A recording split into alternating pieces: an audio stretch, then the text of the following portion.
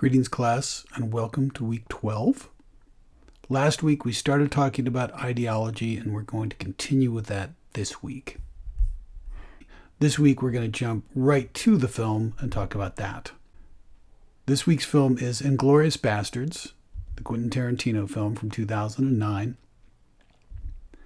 So our synopsis of the film, if you're not familiar with it, is in Nazi-occupied France, a crack team of Jewish-American soldiers conspires to assassinate Adolf Hitler in a Paris movie theater. There's only one problem. This never actually happened, unfortunately. So this is what we call revisionist history, which is a subgenre of its own. I guess you could call it more of a style because it extends across multiple genres in both films and in literature. And one of the people that does this is Quentin Tarantino, who has done this for his last 3 films. So here's what actually happened. So September 1st, 1939, Germany invades Poland. This was essentially the beginning of World War II. June 22nd, 1940, France surrenders. December 17th, 1942, the U.S. learns of the final solution, which is what Hitler was doing with the Jews, but no action was taken. June 6th, 1944 was D-Day, which is when the American and the British troops invaded the coast of Normandy in France. They began sweeping across Europe. January 7th, 1945, Auschwitz was liberated by the Soviets, not by the U.S.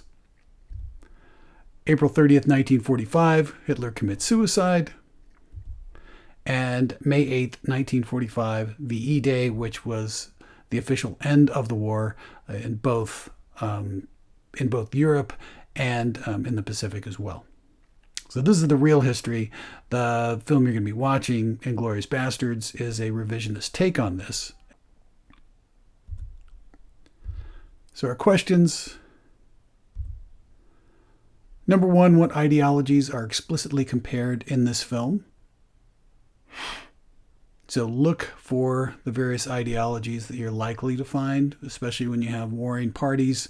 That's usually a good giveaway. And how do the characters convey this? What ideologies are explicitly compared in this film? And how do the characters convey this? So Hans Landa, Aldo Raine, the Bear Jew, other characters that might be conveying some sort of ideology. How do they do this, and what ideology is it that they're trying to convey?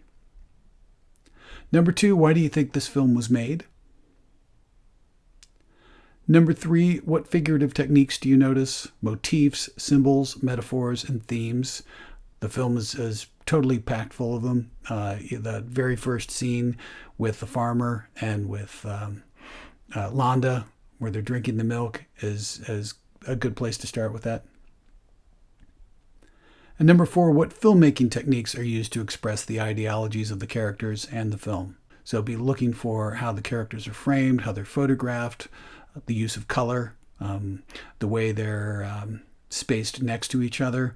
So everything from photography to mise-en-scène. What techniques do you notice that are going to really be carrying those ideologies and connecting them to their characters? Enjoy this film, and I will see you folks next week.